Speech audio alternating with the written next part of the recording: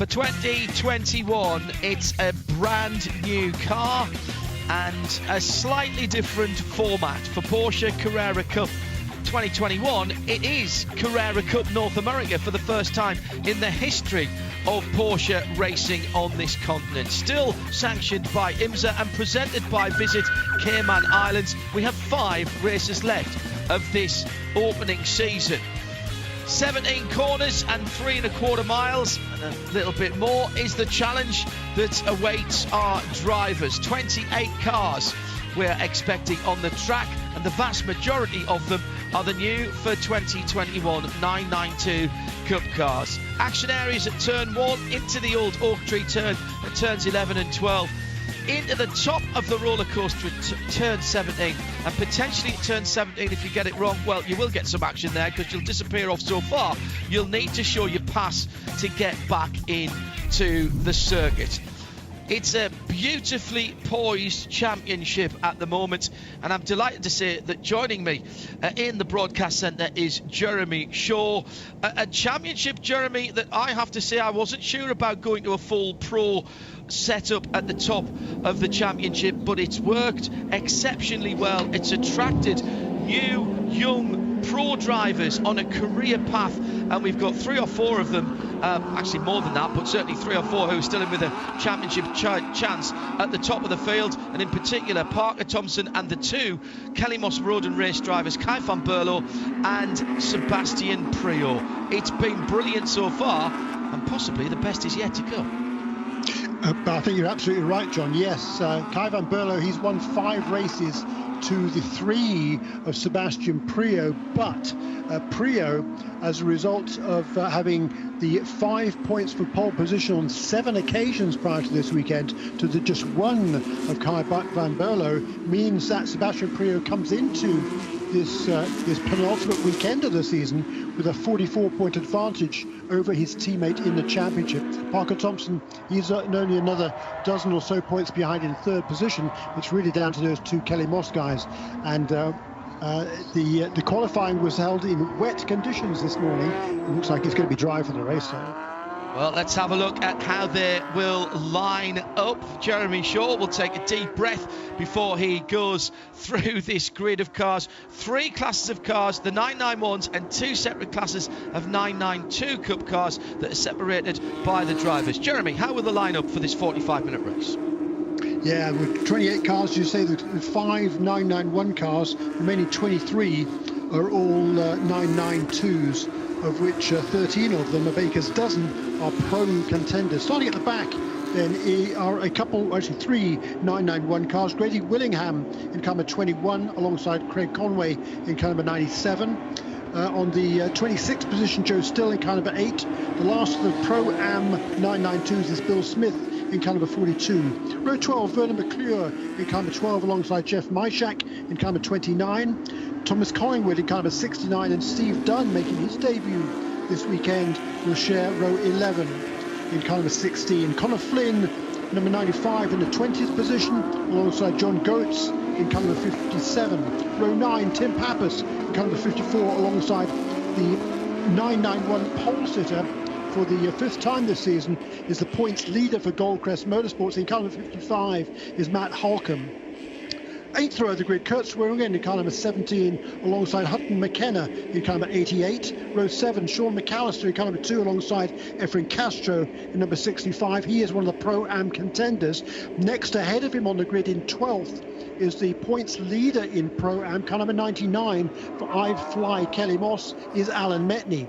Ahead of him on the grid and all pro cars in 11th position, Dylan Murray in car number 38. Row 5, Ryan Gates in car number 11 and Maxwell Root in number 7. Row 4, TJ Fisher in car number 58, alongside Sebastian Carrazzo in car number 27. The veteran Lee Keane in car number 12 will start 6th, alongside Parker Thompson in number 9. Row 2, Riley Dickinson in car number 53, and Eric Johansson from Sweden. An excellent effort in the rain for MRS GT Racing in car number 14 will start 3rd. And on the front row, Seb Priaulx, the championship leader, will start 2nd in car number 15.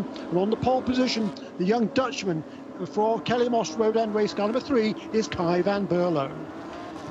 So that's how they will line up. Remember, they are teammates in terms of they both have their cars under the Kelly Moss Road and Race awning. They are racing for themselves and for a championship. Kai van Berlo then in the mostly white and green car, the number 3 on driver's right as they come to the green flag. The multicoloured, multimatic car on driver's left is Seb Prio, waiting for the green flag. It's a beautiful start, bringing them down at a relatively slow pace. It's a long run to the first corner here at VIR. Wait for the flat sixes to burst into life. There it goes. And there they go, green flag, and a brilliant jump by Kai van Berlo, who jumps off into a substantial lead, but still feels the need to defend going down into turn 1 as Sebastian Prior hits the inside curb early, or at least gets close to it to try and dissuade anybody from going down the inside. Not a bad start from both of the front row starters there, Jeremy, but you've got to say, brilliant start from Kai van Berlo, and Sebastian Prior did well to defend his second position with the rest of the field flooding through there. Who's made the best of the starts after that?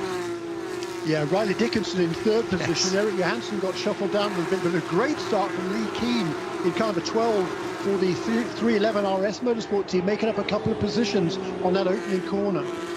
Yeah, the bright red 311 car starting in 6th position, but already made up a couple of positions. His teammate, Ryan Gates, who's further back down the field, he's starting in 10th. Easy to pick out those red cars. Now, through the up-tree corner for the first time, side by side, here comes the number 2 car.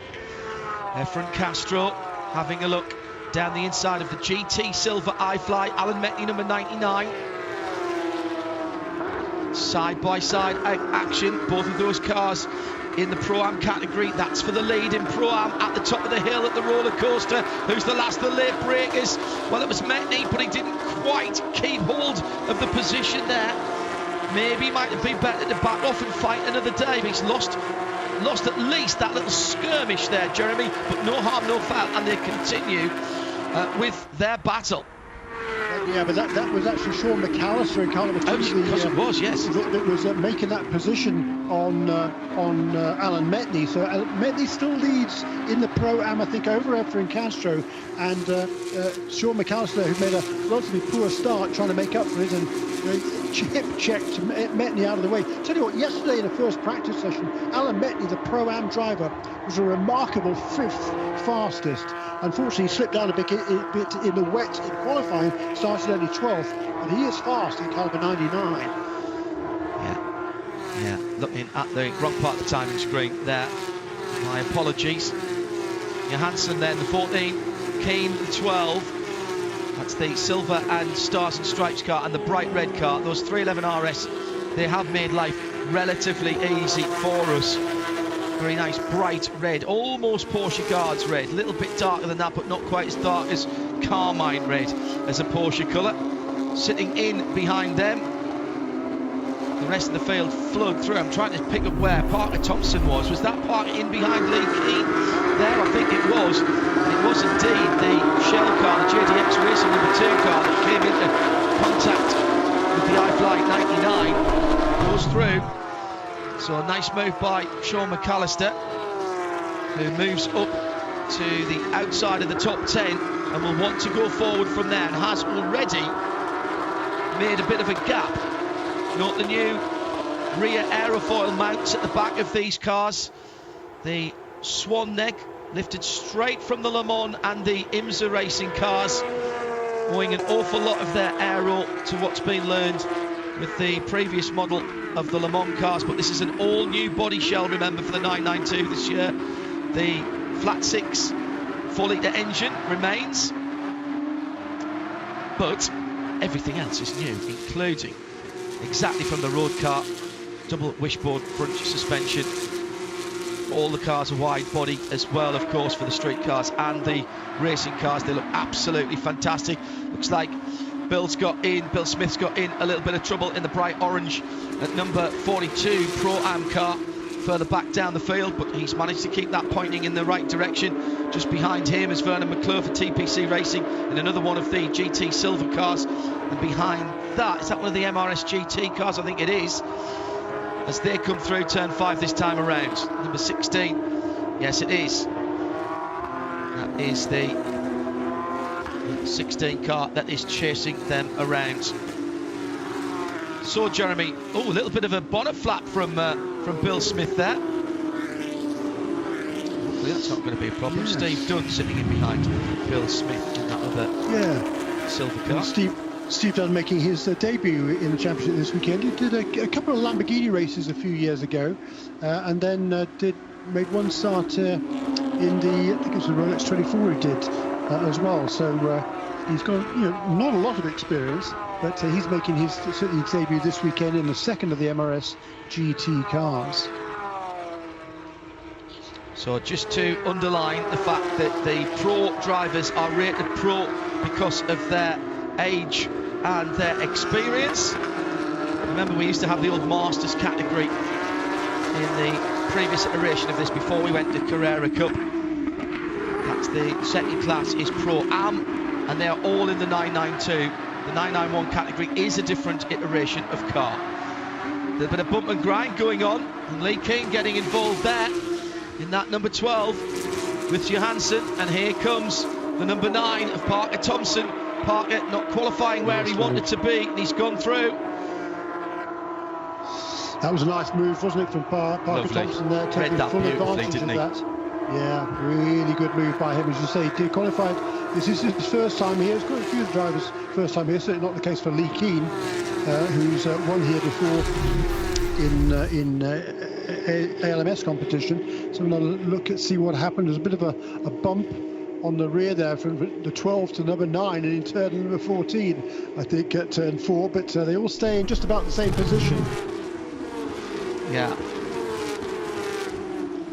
With the multicoloured cars there, it's like somebody playing bar billiards, isn't it, when they go out? You hope nobody goes in off and has to re-spot.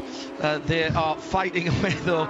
It is the truth that a few years ago we'd have been looking at a absolute whole field of white cars, or in this case silver cars, because they were all supplied in GT silvers. Thank goodness for aero paints and wraps and all that kind of thing. Just keep an eye on that number 53.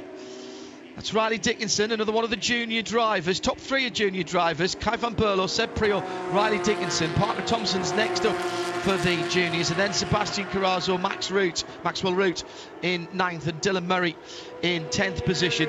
Really important championship for these guys. The opportunity for them to go to Europe. Whoever's selected as the best of them this year will go to Europe to the Porsche Junior Shootout, and on the line there, Jeremy, a chance to be a Porsche supported junior driver, and that could make your career. Yeah, i.e. a very big deal for these young drivers. Tremendous opportunities await them if they can get that nod and become a factory driver. That's what all of these guys have got their sights upon, and that's why the battling has been so intense at the front of the field. Sebastian Prio, championship leader coming into this weekend, a pretty handy championship lead.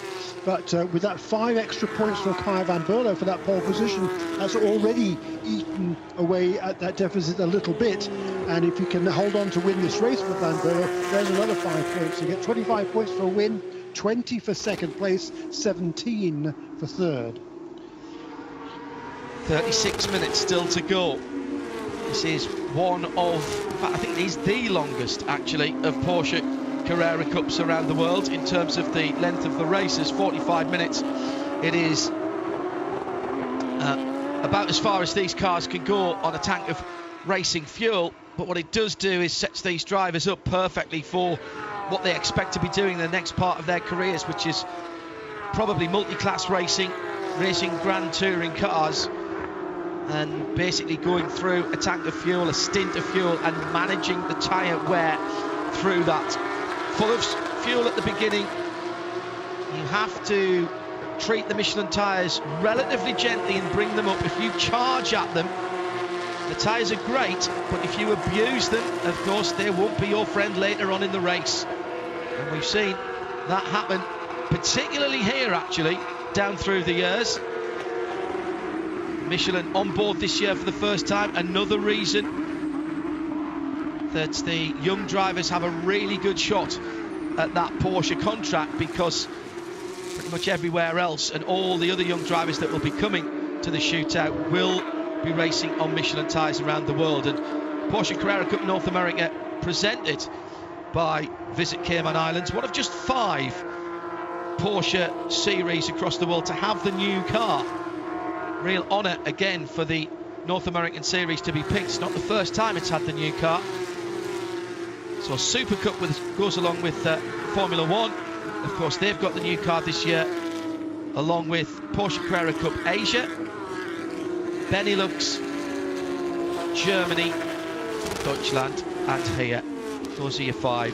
And the cars have been setting really good times. 1:47.2, Jeremy, around here for Kai van Berlo is by no means a slouch, even at this early part of the race, with the car still heavy with fuel.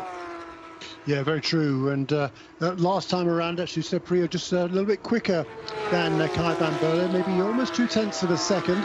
But the deficit already is 1.3 seconds between first and second. Ryan Dickinson holding on in 3rd position. Eric Johansson in 4th there with this big train of cars behind him. He's holding on ahead of Parker Thompson, who's now pulled away a little bit from Lee Keane after making that pass a couple of laps ago. But this little gaggle of cars here fighting over 4th position. They're falling quite rapidly behind the 3 leaders. Not sure what the correct collective noun for a whole group of Porsche racing cars is. Parker Thompson down at turn 1, still battling then with the number 14. He's gone through there. That's a change of position. So Eric Johansson goes down to 5th, and Parker Thompson goes up 1 position in that distinctive red, white, grey, and very proudly carrying the maple leaf of Canada, as Parker Thompson is a proud Canadian. And now he sets off in pursuit of the 2 leaders. He's a couple of seconds behind at the moment, but let's see if he's got the pace in that number 9 to catch up with the leaders, the JDX racing car. Jeremy? Yeah, we'll see now. He certainly was made a couple of nice passes already there for Parker Thompson, but he's already 6.5 seconds, 7 seconds behind that top 3. Sebastian Priaulx, he set the new fastest lap of the race last time around at 1:47.072, so he is the fastest car on the track. Then of course there's a new lap record. The old GT3 Cup lap record around here was set in qualifying by McKay Snow, brother of Madison, who turned a 1:48.1. That was back in 2017. So these cars, these new 992 cars, of course, quite a bit quicker. Quite a bit quicker. Yes, the next Porsche Sport, the GT version of the 992, already testing. We expect to see it in IMSA competition in 2022 or 2023. That's the new GT3 version of the car, side by side across the line. Carraro has just gone off the track and taken off part of his front splitter. Now, one of the things that hasn't changed is that rubber front splitter end point, which just sticks underneath the car. It's an interference fit. You just push it on. It's not actually tacked on or fastened on. Oh my goodness, that is going to be a nightmare for Carraro as he was battling with Ryan Gates, and that is really going to slow him down. Terminal understeer without that piece on. It's just a piece of rubber on the bottom, but we've seen, Jeremy, in the past what a difference that makes to the setup of the car. It's essential to have that piece of rubber on the front of the car. Yeah, it really is. As you say, he's fallen now behind. He's lost 2 positions on that lap, 3 positions I think on that lap, because ahead of him now are Sebastian Carraro, you said, Ryan Gates, Sean McAllister in that Shell top-up car. He's moved ahead of Carraro as well, so very, very costly for the Puerto Rican in car number 27. I cannot believe that he'll do 30 minutes at any kind of pace, Jeremy, without just burning up those 2 Michelin front tyres. I've seen it before in shorter races And as I say, it's a new car, but one thing that hasn't changed is how important that piece of rubber is that is lying by the side of the circuit. It looks like a draft excluder that you'd stick onto the bottom of your garage door, and it actually kind of fits on to the front edge of the spoiler at the front end, the splitter at the front end, and you push it on. Some people use a clip at the very outside edges beside the wheel arches themselves. Maybe just put a self-tapper in there, but that's not going to stop it from pulling out when you run across a bit of the grass, and that's what he did. He went a little bit wide, just ran the left-hand side of the car off the grass and onto the grass, and it's just taken that off, and he's in real trouble with that now. Meantime, at the front of the feed, Van Berlo, last time around, 147.3, 137.5 for Priaulx. It's nearly a full second now. Another 1.3 seconds further back is Riley Dickinson, then Parker Thompson, who's, 6.5 seconds further back from there. So, as Jeremy said, 8.5 seconds away from the lead, but he is lapping at the same pace, at least as Riley Dickinson, give or take a tenth here and there. The front three, though, pretty much equidistant down the back straight. There is on this new car a little more aero, and therefore a little more dependence on aerodynamics, which does make getting close to the car in front really important, because you will get a draft, but it also makes it difficult to follow through some of the faster corners. The new rear wing have far more adjustment than the outgoing car, so the technicians have got more to play with, as well as the drivers, with more speed and quicker lap times. Sebastian Priaulx, he closed into less than a second on the race leader. Now these last couple of laps, the gap pretty much equidistant between them, about 9/10 of a second between the two Kelly-Moss Road and race cars. Riley Dickinson, he's losing maybe 1/10 of a second of a lap, that's all, in that Team Hardpoint entry, running in a third position, the young Texan. And a little bit further back, there's a good battle. That is a good battle that's been going on between TJ Fisher in number 58 for Top Racing, and number 7, that's Maxwell Root in the Moore Speed White Motorsports entry. Jeremy Shaw and John Hindhaugh, just under half an hour of the 45 minutes to go. Keep an eye on the times. It's Seb Priaulx who's nicked the fastest lap, 147 flat, just hovering around that second away. TJ Fisher in the 58, the silver with the red front, and he's coming under pressure now from Maxwell Root. And spin for Thomas Collingwood in the dark grey and green machine, and he's gone off backwards in that 69. Again, that's pulled off the front splitter. He was battling with Bill Smith as they went down to the first corner. And was there a little touch? I'm not sure, Jeremy. I think maybe Tom just got off onto the dirty stuff on the left-hand side of the corner. I think you're absolutely right, John. I think he just tried to carry a little bit too much speed into the corner, just ran right on the edge of the racetrack there. That's the kind of the optimal line through that corner, and just carried a little bit too much speed and kind of ran out of grey stuff, ran out of tarmac, because he lost the splitter on that car as well. As soon as he went backwards. To injury. Yeah, absolutely. I love the colours of that car, dark grey into purple, depending on where you are in the car. It's one of the BGB Motorsports cars. He did his best to try and refasten it as he went back on. If he'd done that, he would have been driver of the day wherever he'd finished. But he's going to find that he's going to have a lot of understeer push there as he goes through turn 5, and he's going to have to modify his mode of driving here in that BGB car. Efren Castro, by the way, has just put the fastest lap of the Pro-Am category in, and for the sake of probity, I should tell you Matt Holcomb has the best lap in Pro-Am 991 class in the number 55 car, which he is leading at the moment. Yeah, he did try very hard, Jeremy, to get that reattached. Yeah, he did, didn't he? But no, not quite. Sorry, he's got some work to do then for the rest of the race as Tom Collingwood. But there's no more. It could have been a lot worse, that's for sure. The grass is still pretty wet. It was raining this morning, so you could easily slide a long way off road if you didn't at least do that.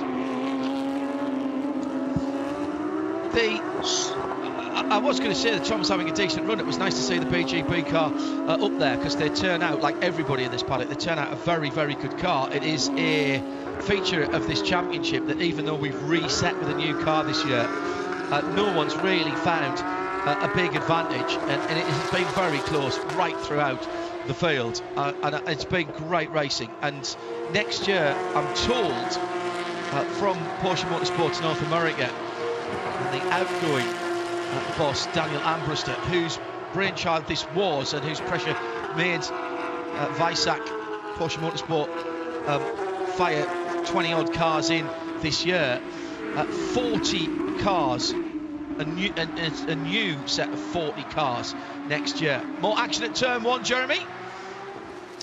Yes, indeed, and Max Root finally trying to make that. Is he going to be able to make the move on TJ Fisher? No, Fisher fights back again and has the advantage through turns 2 and 3 there, so hangs on just about to that 7th position. But now here comes Max Root again. Super battle between these two, just giving it, each being respectful of the other, giving them just about a Porsche's car width to the edge of the racetrack.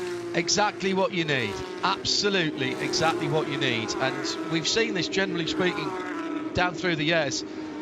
And certainly this year, it has been very respectful racing. Again, as I said, we moved from a Pro-Am series in years gone by to a full Pro series at the front of the field with charging young drivers who are setting up for a career in motorsport. And I was not concerned, but I was interested to see how it would work out. It's worked out really well. Very impressed indeed. And we're going to be talking about some of these names at the sharp end. In fact, right the way through the field, Jeremy. I think we're going to be talking about them in endurance racing paddocks and GT racing paddocks for quite some time.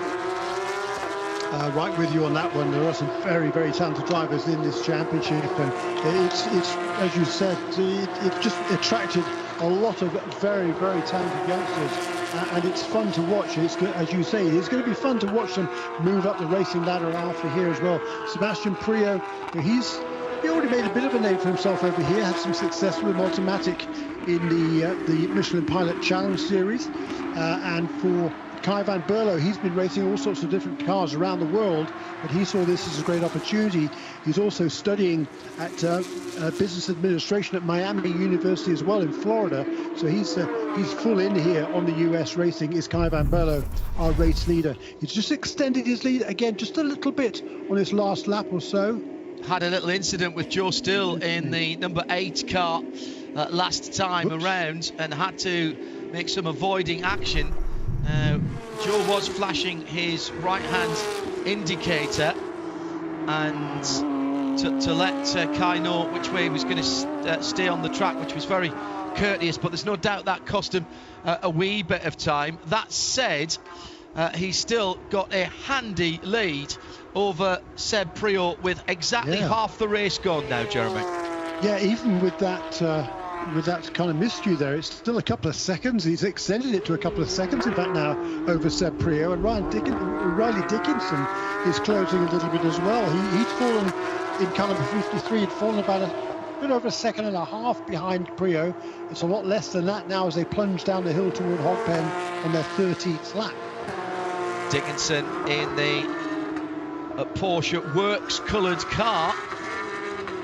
It's the red, black and grey with a bit of white on it, the shield design. If you look at it from above, it mirrors, actually, very clever piece of design. If you look at it from above, it mirrors the Porsche bonnet, the hood badge, in terms of its shape. That design on Riley Dickinson's number 53 team hardpoint car. Now, further back down, we wondered what would happen to the number 2 car of Sean McAllister. Well, he's caught Ryan Gates in the red 311 Motorsport car. That's the number 11 car, and right ahead of that is the highlighter green car of Dylan Murray. You can't miss that one. And now the Porsche with the Shell top-up livery on the side. Very classic shell livery on that car. It's one of the JDX cars, and he's right with them, Jeremy, for another couple of places. Which, if he disposed of these two, will take him into the top 10 and take him into 9th position if he can get past these two. Yeah, I mean, started in 14th. That certainly represents good progress for the Californian Sean McAllister in that JDX Racing top-up number 2. JDX, good to see them back in again this year. Staunch supporters of the Porsche Championship down through the years. Just a little bit of a rub on the left front of Sean's car there. Looks like he's had a little contact with somebody's Michelin Pilot Cup tyre, but it hasn't done any damage. And crucially, he's still got the little bit of rubber underneath the front spoiler intact. Had a good look around a couple of Cup cars recently, and they are fairly sophisticated machines. Choice was made to put the ABS on the cars here in North America. It's the choice of each Carrera Cup as to whether to have the ABS or not, and North America have chosen to do it. The reason being, having talked to Porsche Motorsport North America, they believe that the championships that these young drivers are likely to go to next will have ABS. So GT3 will be the next logical step up into something like the WeatherTech Sports Car Championship, possibly a GT4 in the Michelin Pilot Challenge, and they all run race-bred ABS systems, so they have been fitted to the North American cars. Makes certainly good sense to me, no question about it. And these cars are giving these drivers a great education. There's Ryan Gate, the second of the R11, the 311 RS cars off the road. That's going to cost him the 10th position to Sean McAllister. Yeah, and that's one that Sean didn't have to make the move on himself there, as Ryan just made the mistake. It's a tiny mistake, just comes in. He's already losing it. Yeah, losing that a long way back, Jeremy. You could see him making those corrections. The front Michelins were moving around and just took a tiny little bit too much speed into NASCAR corner at turn number 3. And Bill's gone off. Bill Smith's gone off in the 42, and he's made contact with the Armco barrier. Now that, I think, is coming out of Oak Tree and onto the back straight. No, it's not. It's the exit of 2, I think, isn't it? It is the exit of 2. My apologies. Yeah. There's very few places that you can go far enough off to hit here. Well, he's lost the back end as well there, Jeremy. Onto the wet grass and hard into the barrier. Photographer should have been facing the other way. Would have got a great shot. But they build them strong in Weissach, and a bit of bent bodywork. The four-way flashes go on when there's an incident, and Bill will have to cancel that manually. Meantime, battle for second. Yes. Prio has got Dickinson all over him at turns 4 and 5. He has, and going at the entrance turn 4 there, Prio's car just sort of snapped sideways under as he turned into the corner. I think he's struggling with rear grip on that 15 car at the moment, and Riley Dickinson is all over him. He's made up that deficit of more than a second and a half. It's now just about a car length as they head up through the climbing S's, and Riley Dickinson is on the charge here, and Sebastian Prio is now more than 3 seconds behind the race leader, his teammate Kai van Berlo. He's struggling to hold on to this car. It is only 72 degrees Fahrenheit on the track, 70 degrees in the air. I do wonder if at the start of the race maybe they didn't get the tyre warm-up correctly. There's still the vestiges of a bit of shadow around the car, so there still is a little bit of weak sunshine getting a bit of ultraviolet radiation onto the track and a bit of energy into the track to keep it warmer than the surrounding temperature, but not much more. And it is absolutely crucial with these cars being so heavy with fuel when they start that you bring those tyres up very, very carefully indeed. Now heading across the start-finish line, Dickinson got a good run off turn 17. The hog pen, he's flashing his lights. I don't think he's close enough to make the pass. He's not quite in the tow. No, he's not, is he, John? But Sebastian Prio, he's even then is having to be defensive there. He's clearly struggling with that car at the moment. On the last lap, 4/10 of a second quicker was the race leader, Kai van Berlo, and Riley Dickinson is all over the back end of the number 15 car now, John. I think Prio's struggling for grip. I really do. I agree. He's struggling in the braking area, he's struggling in the middle of the corner, and he's struggling off the corner as well. Also struggling into the pit lane comes the number 7 car. That's Maxwell Root in the blue and black number 7. And he's in for More Speed Right Motorsport. 2 big teams who've collaborated this year. Now, normally we don't see pit stops. That tells you something, Jeremy. I do think people are running out of grip here. Well, yeah, I mean, there's 15 minutes to go in a race, so we're half an hour into it. That can't be, I don't think, a scheduled pit stop. What it could be, however, John, he was running in the 8th position there, struggling and unable, it would appear, to find a way past TJ Fisher. However, because the grid was set by qualifying that was in the rain, the second fastest lap of qualifying or the fastest lap of the race today will determine the starting positions for tomorrow's race. And with nobody is going to, at the moment, then everybody's laps from this race are going to determine their starting positions for tomorrow. So if he can get on a fresh set of tyres, turn a really fast lap, maybe he can work himself up the order in terms of starting positions for tomorrow, John. Brilliant piece of strategy from Jeremy Shaw. Worked it all out there. And because he was down the field, he can take the time to do that. Put a fresh or fresher set of Michelin racing slicks onto the car. I bet Sebastian Prio wish he could do that, but just magically have them appear on all 4 corners at the moment, because Riley Dickinson is right with them again. He's been staring at the blue, gold and black rear end of that 992 in the Multimatic colours from Kelly Moss Road and Race for several laps now. He'll know exactly where all the lines of paint intersect and be able to draw that one in his sleep. And now there's traffic as well, and going off-line if you are struggling for grip is a real issue. Nice bit of driving.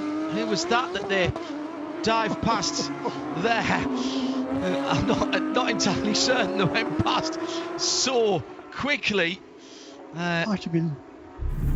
It was might have been Steve Dunn, possibly. Was it Steve Dunn? I'm not sure. I think it might have been Steve Dunn. It was Jeff Masharak. Jeff Myshak, was it? Myshak, yeah. Not my house, my shack. Yeah, thank you.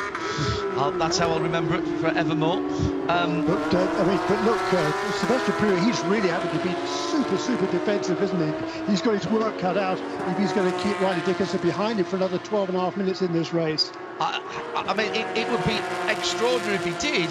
What I'm now going to have to start looking at is whether Parker Thompson is gaining on them, and the answer, pretty short shrift, is no, he's not. His lap times have gone out to 48.7s as well. Meantime, Kai van Berlo's doing 47.9 last time around. He's a good second, faster than anybody else at the moment, but these guys are a couple of seconds off the pace of the leader. Yeah, indeed, and of course, excuse me, the number 15 car is slowing up the 53 for sure. That's going to enable Kai van Berlo to extend his lead, but you're right, the point is made, well made there. Kai van Berlo is the class of the field in this race at the moment, and extending his lead is now at 5 seconds. He's driving away from a quality field. He's done it a couple of times this season. Had an unfortunate issue at one of the 3 races at Indianapolis in the Porsche Sports Car Together Festival, when had to change an engine on the car, which then put him to the back of the grid for the next race. So it was a double whammy, but drove through the field in an extraordinary drive to gain back some valuable points for the weekend. It was ABS failure, I think, in the first race, wasn't it, at Indianapolis for Kai van Berlo? Yeah. Then the engine failure, then a brilliant drive, as you say, back to 3rd place to kind of keep himself in a championship reckoning. But today, untouchable is Kai van Berlo. We're not seeing much of the young Dutchman because he's in elegant isolation as he's driving away from the battle for second. Guernseyman Seb Priaulx in second place, small island, closer to France than it is to the UK. Third generation driver actually, Seb Priaulx. His dad Andy raced at Le Mans, and now it's side by side with Dickinson going the long way around turn one. Can he get the grip and make this into turn two? Smart driving from Seb. Didn't try to outmuscle his opponent there, just kept the car in the middle of the road, exactly where Dickinson didn't want it. But there's no doubt that that is a wounded Porsche in terms of its pace. It really just doesn't want to turn, it doesn't want to stop, and it doesn't want to accelerate. Other than that, it's fine. Other than that, it's absolutely fine. And Seb Priaulx is really doing a masterful job here to hold on to that position. He's putting that car exactly where it needs to be. It needs to be to keep Riley Dickinson behind, but Riley isn't going to give up yet. These two very, very talented young drivers, Seb Priaulx, just 20 years of age, and behind him in at number 53, Riley Dickinson, a year younger, just 19, from New Braunfels in Texas, just between San Antonio and Circuit Americas in Austin. Well, if this is the future of endurance sports car and GT racing, I would say it's in good hands. We have some real talent here. Kai van Berlo, one of a rash of young Netherlands talents, Dutch talents coming through, and we know how dedicated and how good they can be when you look at the likes of Rinus VeeKay, Max Verstappen and others. Now let's check back further down through the field. That's not Lee Keane, is it? It's Ryan Gates back on the track in the number 11. He's muscling his way through, and the Sebastian Carrazzo still without that front splitter, of course. He hasn't bothered to come in, and he is really struggling now. Dropped back to 12th position. He's managed that pretty well, but his lap times, he's down in the 150s, and that's a lot of that is down to the fact that he just can't get that car to turn.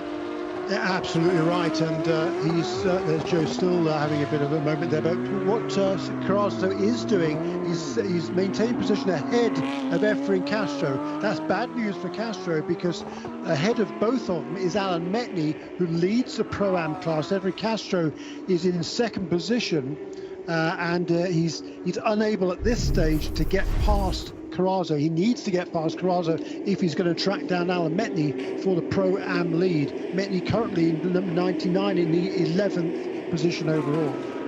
Spin at where the oak tree used to be for Joe Still in the Goldcrest Motorsports car. It's the white car with the red stripes, looks like the 911R. Quite a lot of them were turned out like that, and if you've got one of those 911Rs now, worth over $1 million, believe it or not.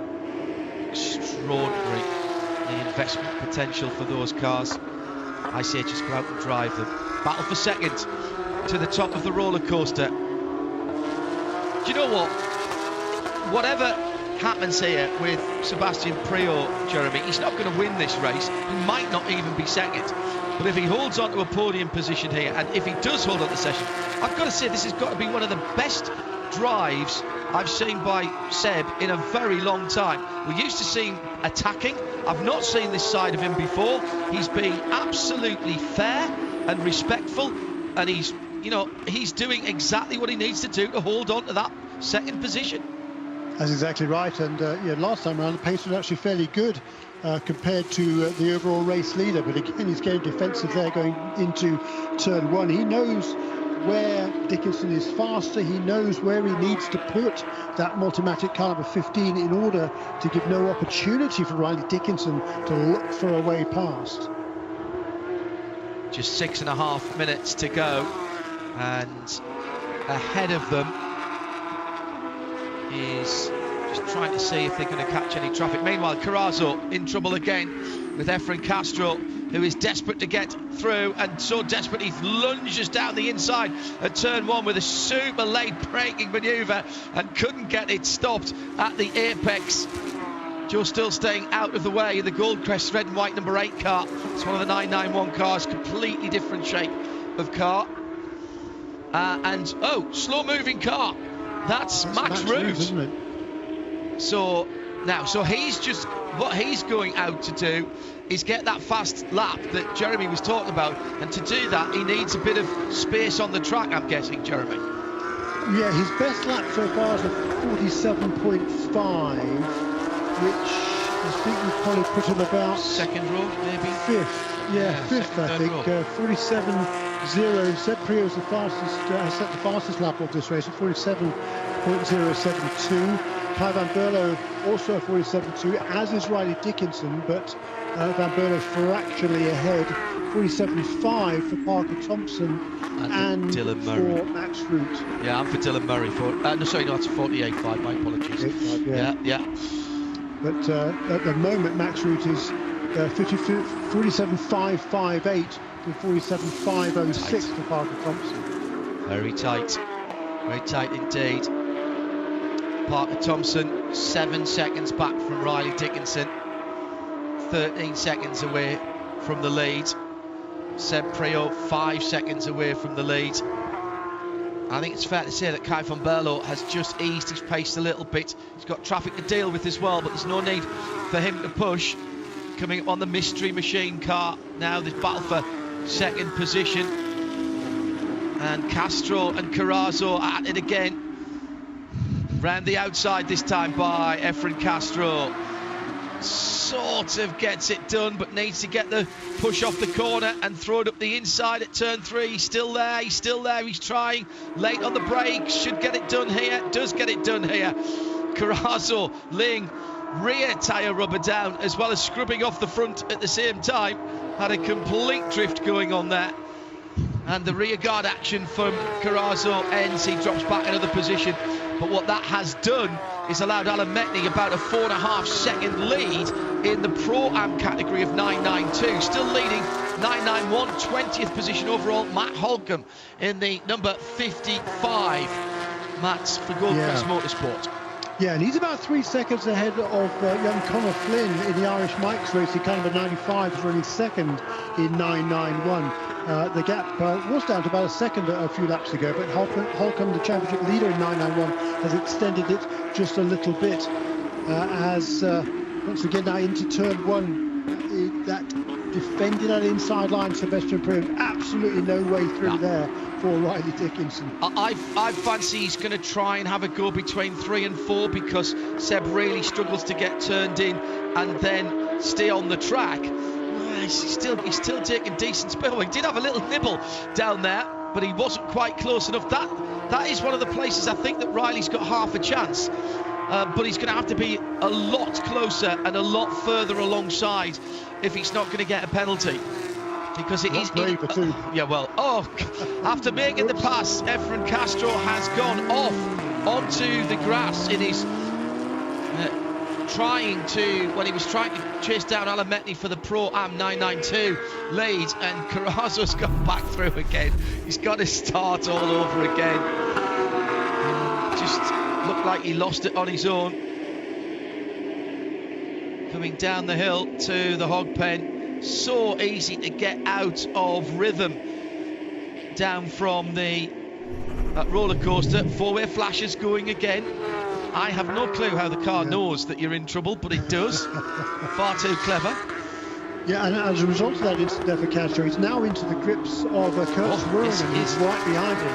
The battle for second place now in Pro-Am. So the lead in Pro-Am is gone as long as Metni doesn't make a mistake in the final couple of minutes of this race.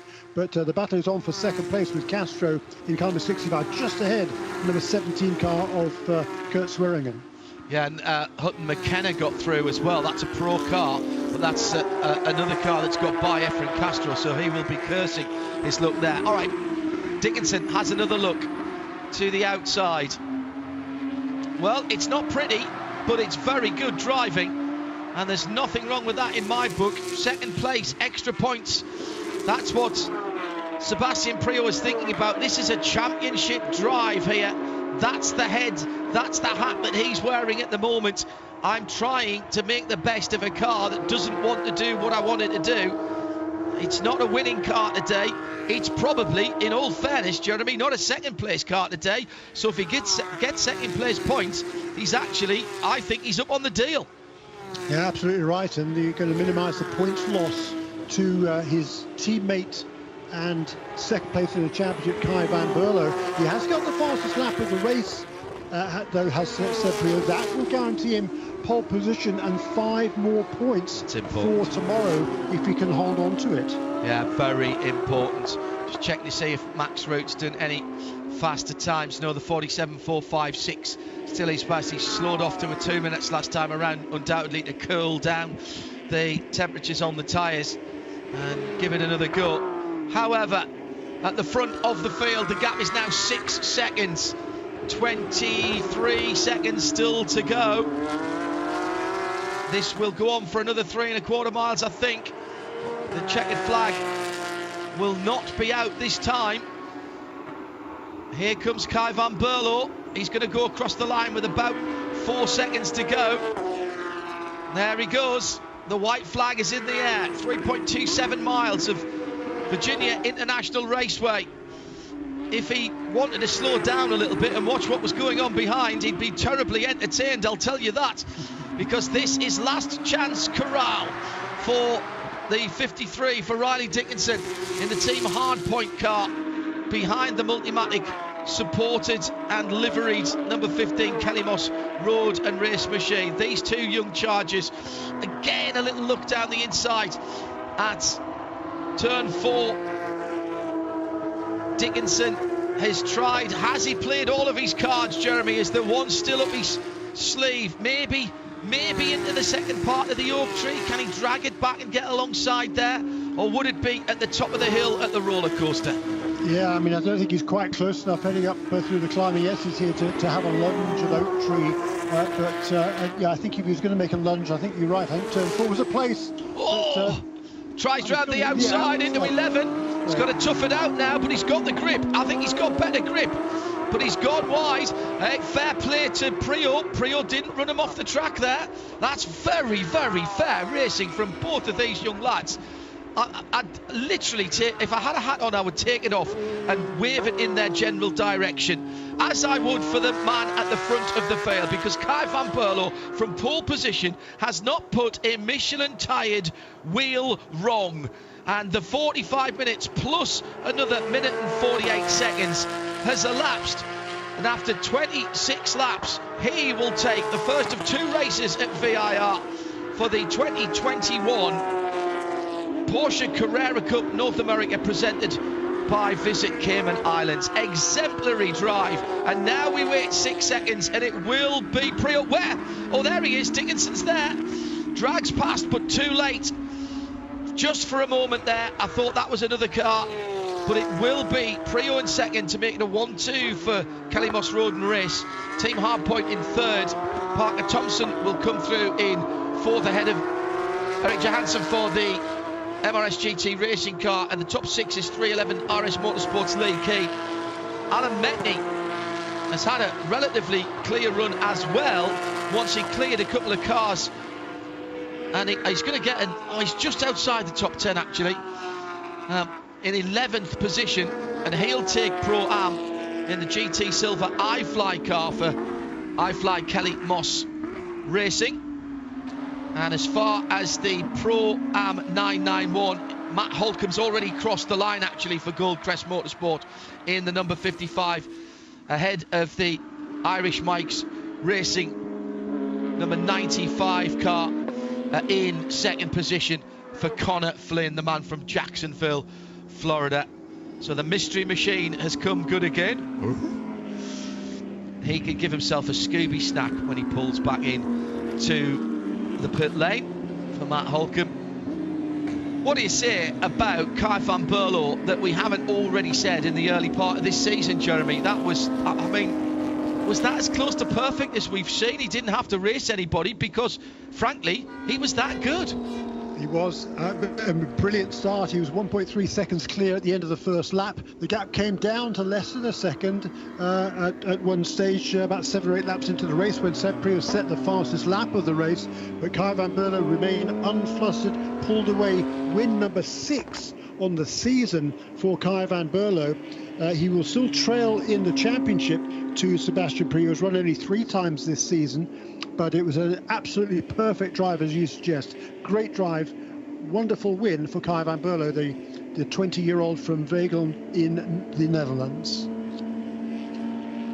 I'll give Jeremy a moment or two to do a quick bit of arithmetic while we just confirm the unofficial results then of the first of two races at VIR for the 2021 Porsche Carrera Cup North America, presented by the Visit Cayman Islands.